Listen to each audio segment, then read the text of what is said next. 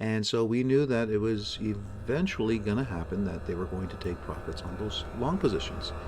And I told you that when they do that, they're going to cause price to shift to the downside. And not only that, but look at the sentiment here.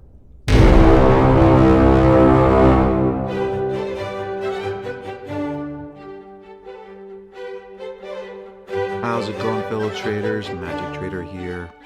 Welcome back, welcome back. I hope you guys have been checking out my live sessions that I do throughout the week, because I've been giving you guys a lot of exclusive analysis, including some really good trades that have been working out, some not so much working out, but most of them working out. And now we're back to do another CFTC session to look at the latest CFTC data that was reported on May 13th, 2025. And if you look here up on your screen, we have the snapshot of the positions held by the institutions as of that date. And as you know, I always like to take a look at the change column to see what are the big movers, the ones that made the big shift over the last week.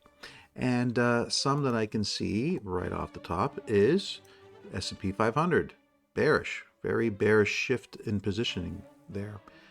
So much so that it caused a change of minus 67,000. Bonds bullish. We also have the USCAD bullish. I think those are the three biggest movers throughout the week. I guess you could also include the bearish NASDAQ here. Okay, so that is the big movers over the last week. Now, let's head, as we always do, into taking a look at gold. Ladies and gentlemen, here is gold. Now, if you've been following the CFTC data analysis that I've been providing to you, I've been telling you for many, many weeks now that we should be prepared for gold to end the buying, because the institutions were going to have to focus on taking profits on their long positions. Now, if you take a look at the positioning here, you can see that back in February, they were very aggressive with their long positions.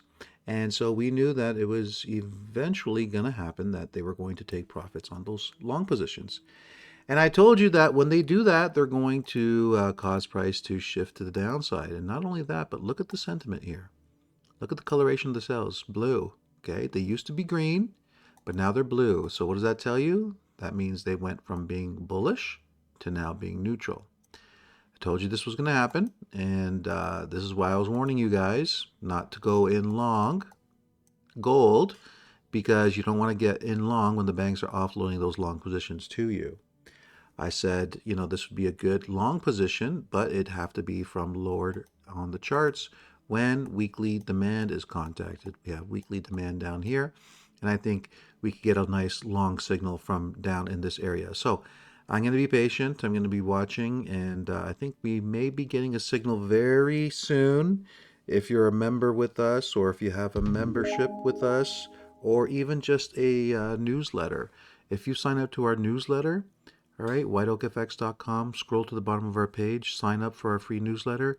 You're going to get some exclusive analysis with regards to gold and the potential long signal that we're going to get this week. All right, so pay attention to that, because you're not going to want to miss it. All right, next we have oil. What's going on with oil? Well, look at the coloration here. Longs, shorts, both blue. They're not really focusing on any type of position right now, okay? Now, yes, they created some supply here on the monthly time frame, but we're not getting a lot of consolidation away from that supply, meaning that if price was to continue going upwards, they could just eliminate that supply, and there wouldn't be any type of supply here whatsoever on the monthly time frame. Okay, so what's going to happen? Who knows? It's all in the air when it comes to oil. There's no specific direction laid out by long positions or short positions at this time, so we move along.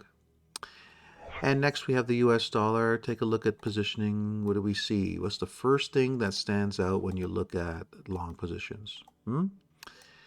What should stick out to you is the fact that they're very neutral. Look at the coloration of the cells here.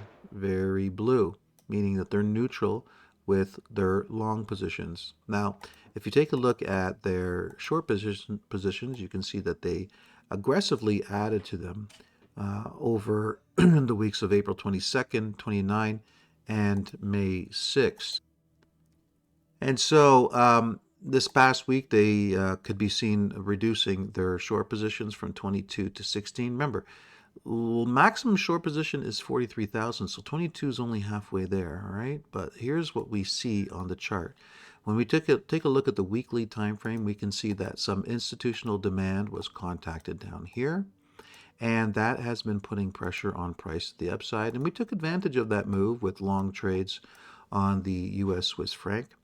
Now, what we were watching for is this area up here, the weekly supply zone, okay? And as you can see, it's still up here, and we still haven't had price contact this area. So there is still a chance that there might be a little bit more upside here on price action. It's hard to tell because the type of price action that we're getting, look at these candles, okay? They're what we call stair steppers. And this is not typically the type of price action we like to look for when there's going to be a big push to the upside. We're expecting more pressure to the upside, more free-flowing candlesticks to the upside with long momentum candles. That's not happening, so we'll have to wait and see what takes place. But, you know, if price does get up to that area of supply, we suspect that price will be dropping from there. All right, now we have the Aussie US dollar. So if the US dollar was to rally into supply, it could take place. And one of the reasons why is because of the expected move to the downside on the Aussie US dollar. Why do we expect a move to the downside? Well, let's just take a look here.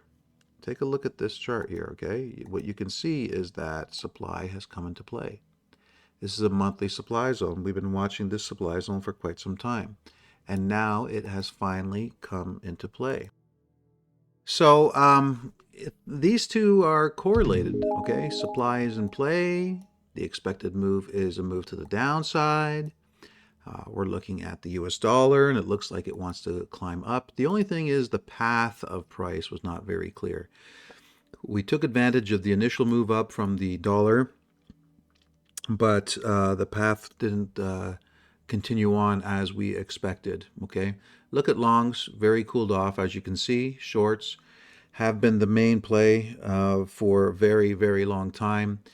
Recently, they're taking profits or reducing their short positions. Now we're at supply.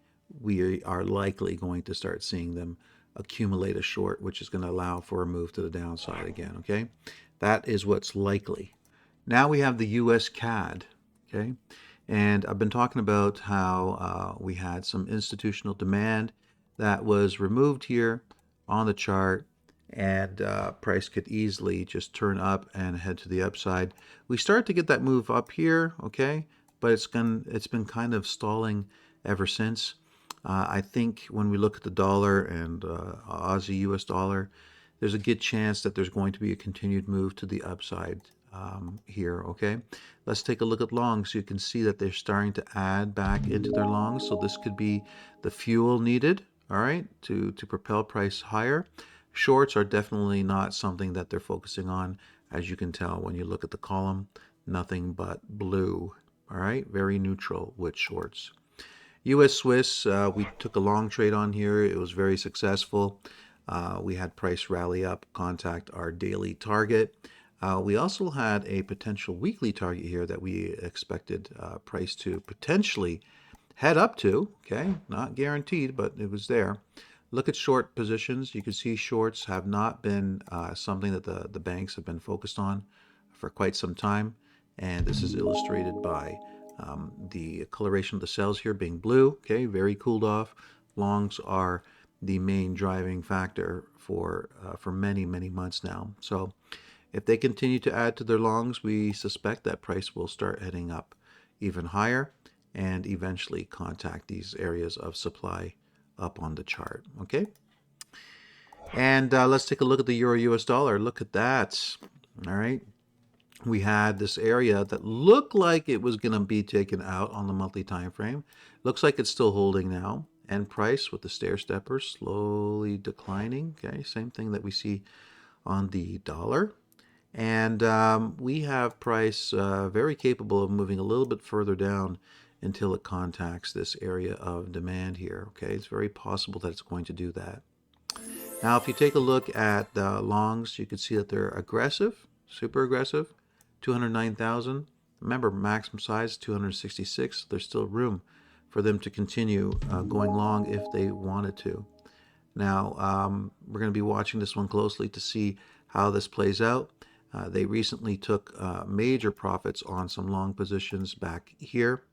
And then they started adding some shorts. Then they closed off their shorts, which allowed them to start adding longs again, which allowed price to continue moving back to the highs. And so now we're watching to see what happens. If we get price to drop down to this area of demand, I'll be looking to enter into a long trade from down there. Pound has a similar situation. If you look at the pound, you can see that we're at the highs. We have room for price to drop down, where we have institutional demand down there. Short positions are, kind of at a default position right now. They're not doing much with it. Long positions have been the main focus for them for some time now. And totally makes sense. If you take a look at price action, you can see that price has been rallying up since the beginning of 2025. So could we get a slight decline down to the demand zone? It's possible. What I do know is that if price was to get down there, I'll be looking for long trades from there. US dollar, Japanese yen. This one's a little bit more trickier because we are seeing evidence to support that this is going to drop over time. Okay, we look at the peaks that are being created, the RSI getting weaker, so the buying pressure just keeps on getting weaker and weaker every time price is pushed up. And this RSI indicates to us that we're likely going to see a new low past the lows, the previous lows here, okay? So this rally up, I think, was short term, and eventually we're going to see a push to the downside. They brought short positions to all-time maximum of 204,000. So they needed to take profits on shorts, and they did that. And then they started adding back in again, and now we're starting to see some profit taking again from 204,000 down to 194,000. So this has been something that's been ongoing over the last several months, where they get super aggressive, take profits, and then super aggressive and take profits again. Could they get super aggressive again? Yeah, very good chance. And they can create a whole new all-time maximum short position if they wanted to. And I think there's a good chance that they're going to do that. Last but not least, the Kiwi US dollar. And we can see that short positions have been the main aggressive play, just like in the Aussie. They were super aggressive down here. They took some profits. So this is what fueled the move to the upside. If you look at long positions, you can clearly see that they're not focusing on long positions right now. Look how blue they are. They're very cooled off. That means they're not focusing on those positions at all. So what's going to happen? Well, I think it's going to travel in the same direction as the Aussie. And since the Aussie has contacted an institutional selling area, there is likely going to be downside pressure coming in on this time frame. This is not a clean chart. I don't like the way it looks, so I won't be trading this one personally. All right. But that is it, ladies and gents. Hope you enjoyed it, and hope you come and join us, because we got a lot to teach you, including a CFTC masterclass that we've been doing each and every Monday with students only. They're usually about an hour session where we dive really deep into the latest set of data, and we talk about the thinking that we apply to the charts to determine the direction that price is taking. We examine the positioning and come to conclusions as to whether or not the banks are accumulating, distributing, and the whys behind what they're doing. We basically set up our week for us to have an incredible edge in our trading when we trade the currencies and gold and oil. So if you want to learn more about the CFTC data and how to analyze it and get to the bottom of what the banks are doing, this is your class. Anyways, you take care. It was a pleasure, as always. And we'll talk to you soon. Take care, everybody.